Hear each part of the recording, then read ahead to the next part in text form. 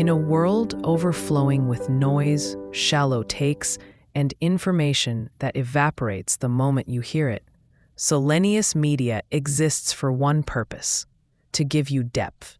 Whether the subject is philosophy, psychology, history, science, artificial intelligence, literature, or the shape of the future, every series we publish is built on one idea: that thinking clearly is a form of survival. If you enjoy this program, explore the rest of our library. Every show is designed to stand alone, but together they form a larger project, a guided tour of the forces, intellectual, emotional, political, technological, that built the world we live in and the world we're about to enter. Visit seleniusmedia.com to discover new series, follow your favorites, and support the work that allows us to create long-form, high-fidelity educational storytelling. Now let's begin. On a humid July evening in 1921, the new president of the United States leaned back in the upholstered seat of a White House car rolling slowly up Pennsylvania Avenue.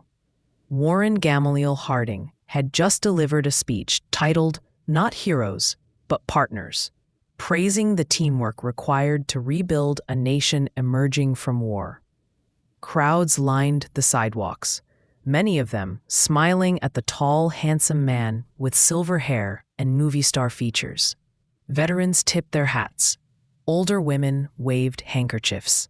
Reporters scribbled his every gesture. Harding acknowledged them with his characteristic easy warmth. He had a gift for it, an instinctive, almost unconscious ability to make people feel comfortable in his presence. More than any president since perhaps McKinley, he simply looked the part. Dignified, reassuring, polished in a way that restored confidence after years of turmoil. But inside the White House car, a different kind of unease traveled with him. Harding had been president only a few months, and already he sensed the undertow. He felt the shifting tensions within his cabinet, the quiet ambitions of certain old political allies, the complexities of large financial interests that trailed Republican administrations like a persistent scent. Later, long after his presidency had ended in tragedy and scandal, Harding's friends recalled that he sometimes confided a deep anxiety about the job. "I can deal with my enemies," he reportedly said, "but my friends, they're the ones who keep me awake." The nation saw something else entirely: stability, calm, a man who embodied a longing for normalcy after the upheavals of World War I. Harding had never been a deep thinker or a visionary. His strength lay in consensus and connection. Yet in the 3 short years he occupied the Oval Office, his administration would become one of the most paradoxical in American history, a mix of serious achievements, catastrophic betrayals, and a sudden death that left as many questions as answers. To understand the full story, you have to return to the beginning, to rural Ohio in the years after the Civil War, when a young boy named Warren grew up surrounded by fields, newspapers, and the quiet rhythms of Midwestern life. Warren G. Harding was born in 1865 near Blooming Grove, Ohio, just months after the Civil War ended.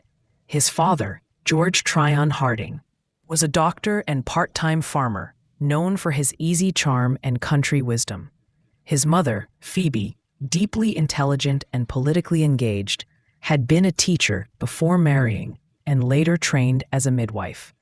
The Harding household valued reading, debate, and community leadership. Politics, in particular, floated through the air like dust in sunlight, casual, omnipresent, part of the rhythms of daily conversation. As a young man, Warren excelled in school, but not with brilliance. He was social, polite, popular, traits that would follow him through adulthood. At 14, he enrolled at Ohio Central College, a small Baptist-affiliated institution where he studied classics and editing, played in the band, and began to experiment with public speaking. He learned early how to project his voice and how to modulate his tone. acquiring the rich, warm baritone that later made him sound reassuring on the stump and resonant in the Senate. After graduation, Harding drifted briefly through local jobs before finding the work that would define his early career: newspapers.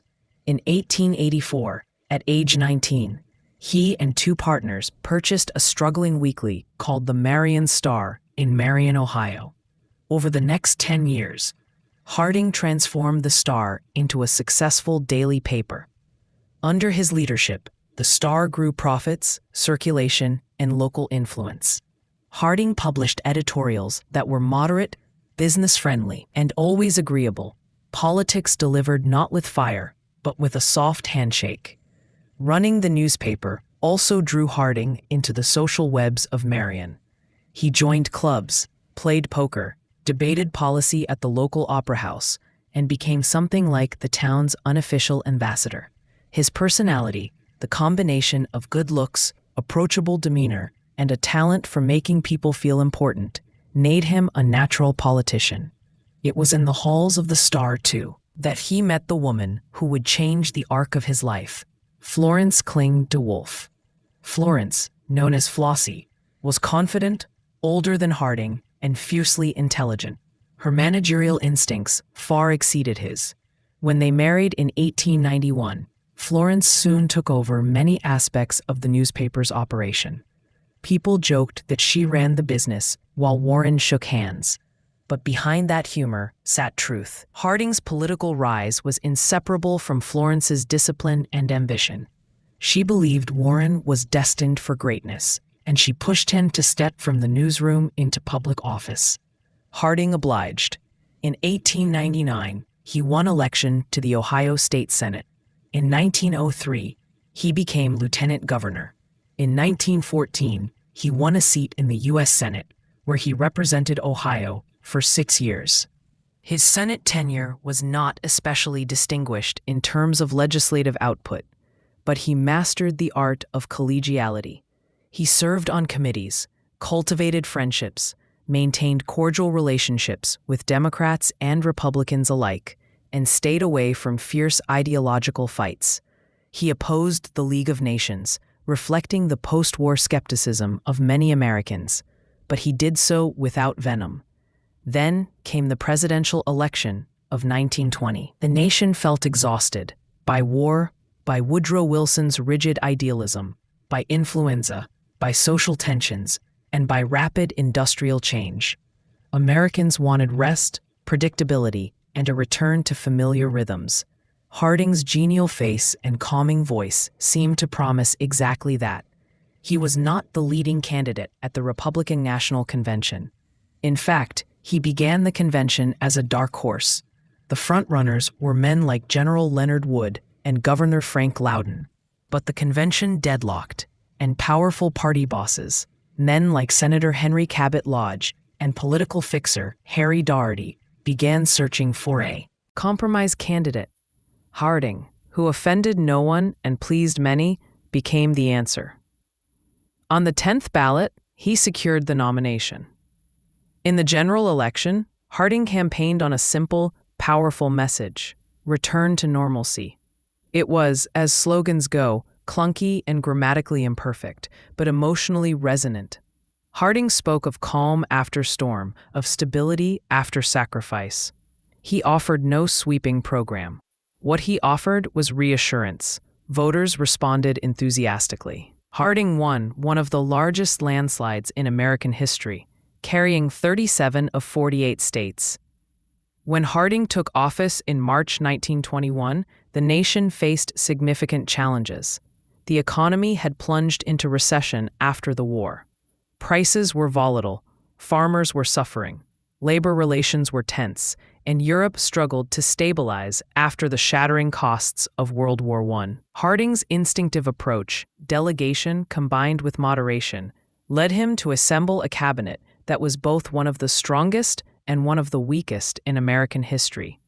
On the positive side, Harding appointed Herbert Hoover as Secretary of Commerce, Charles Evans Hughes as Secretary of State, and Andrew Mellon as Secretary of the Treasury. These men were intelligent, capable, and reform-minded in their respective spheres. Hughes guided foreign policy with professionalism. Hoover worked to standardize industry and improve labor relations. Mellon pushed for tax reductions and budgetary discipline, helping the economy transition from wartime to peacetime footing. But Harding also appointed political allies who proved disastrous. Chief among them were Attorney General Harry Daugherty and Secretary of the Interior Albert Fall.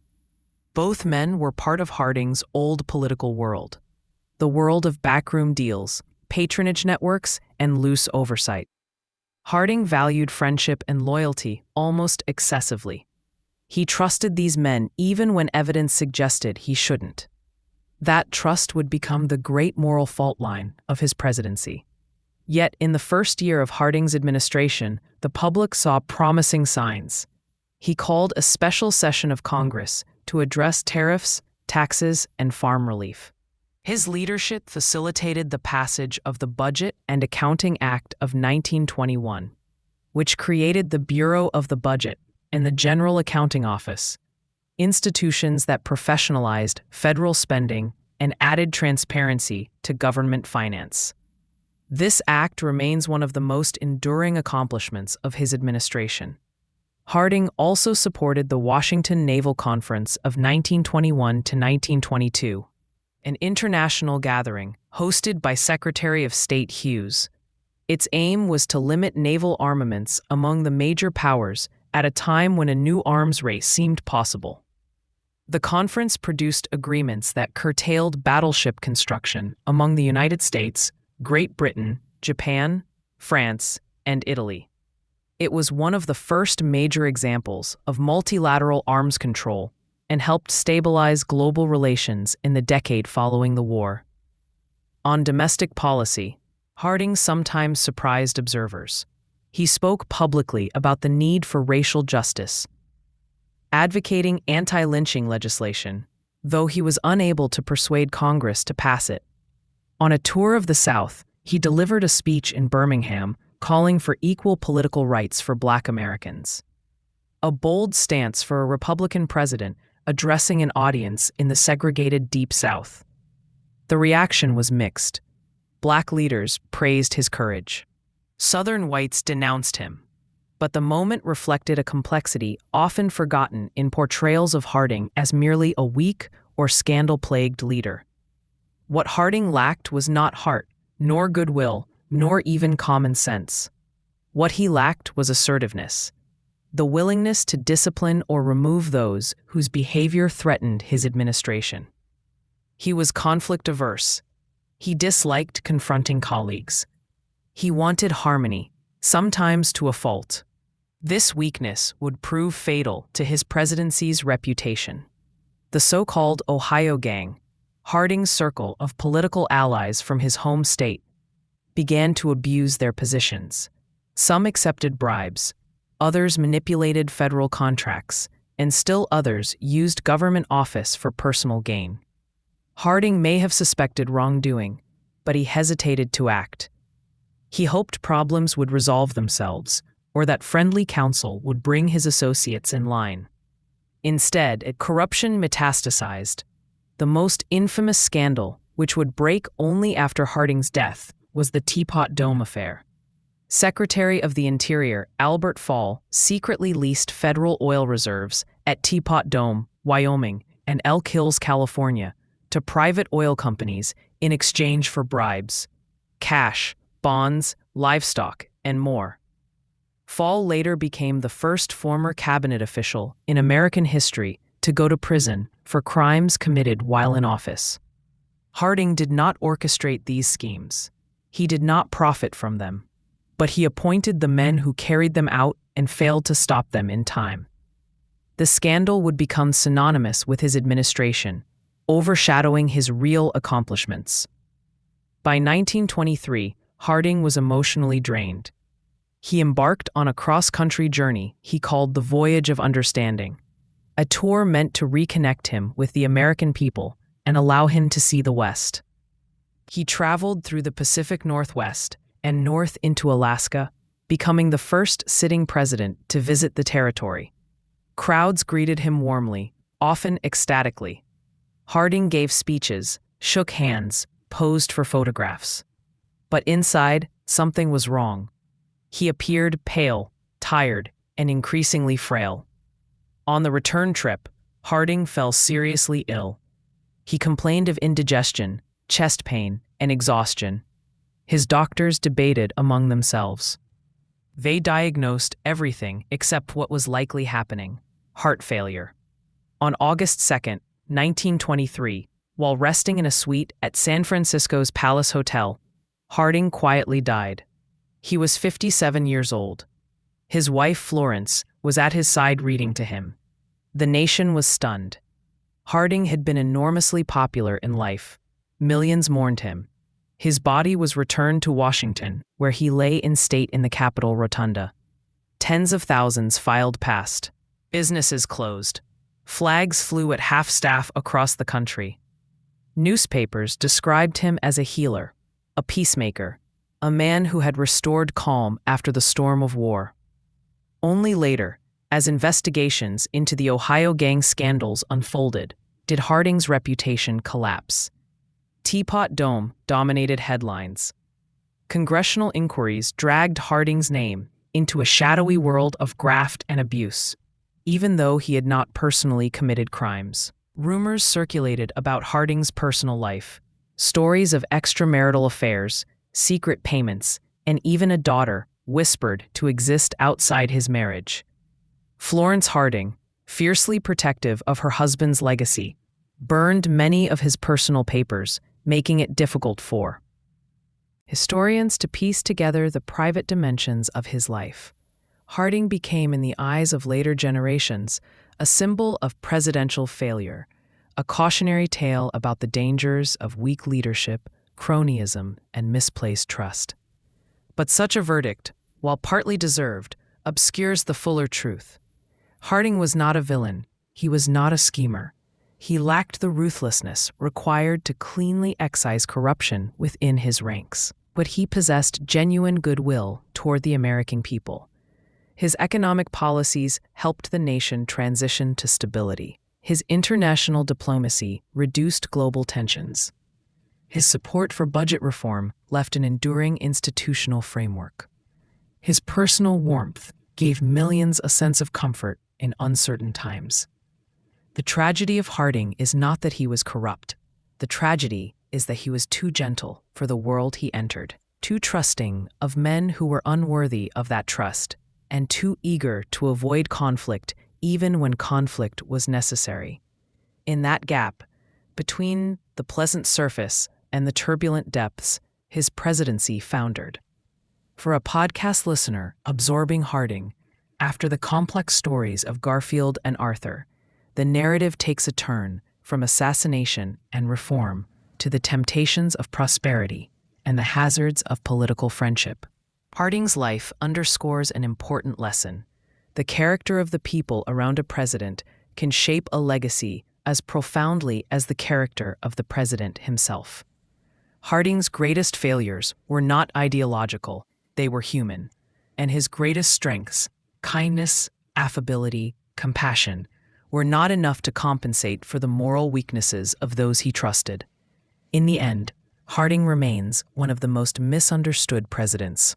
The caricature of the buffoonish, scandal-marred leader flattens the complexity of a man who rose from poverty to national office, who sought healing after war, who supported racial justice at moments when it was unpopular, who modernized parts of government in ways that still matter today, and who died unaware that history would treat him so harshly.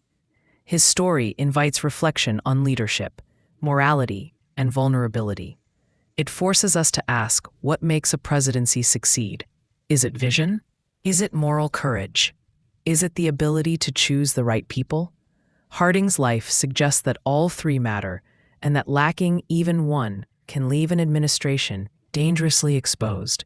He was a man who craved harmony in a world that required vigilance, who loved people too much to suspect the worst, who believed that decency could guide government the way it guided small-town friendships. In the vast machinery of federal power, That belief, so sincere and so human, was not enough. And yet the memory of Harding the man, not Harding the scandal, still carries something warm. A reminder that sometimes American presidents, for all their flaws, are simply trying to give their country a moment to breathe.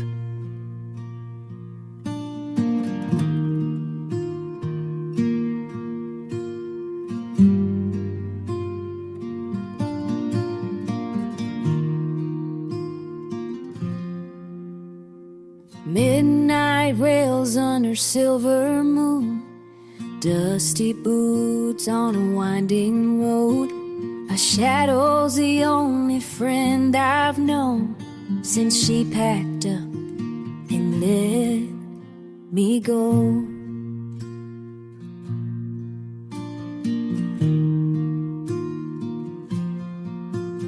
Empty whiskey bottle on the seat, her laugh still echoes in my bones. Saddle's heavy with memories. I ride alone where the wind still blows.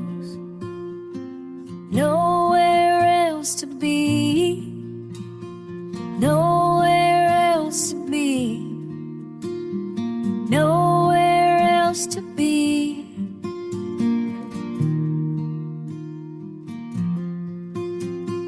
Nowhere else to be, nowhere else to be, nowhere else to be.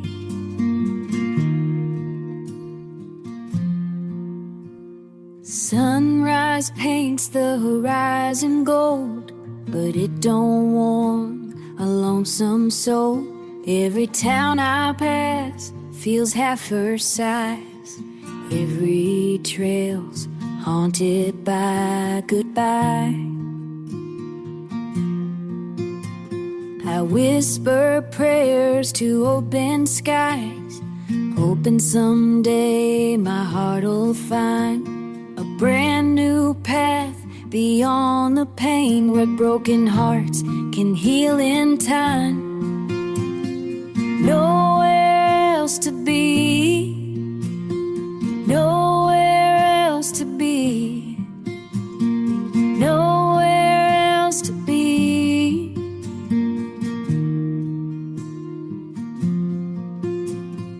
Nowhere else to be, nowhere else to be.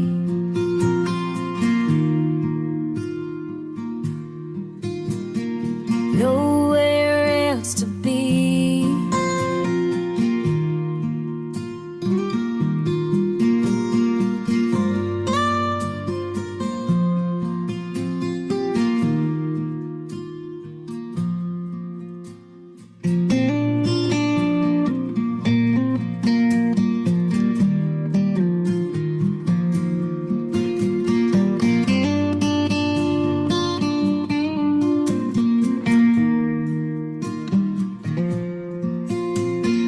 Nowhere else to be, nowhere else to be.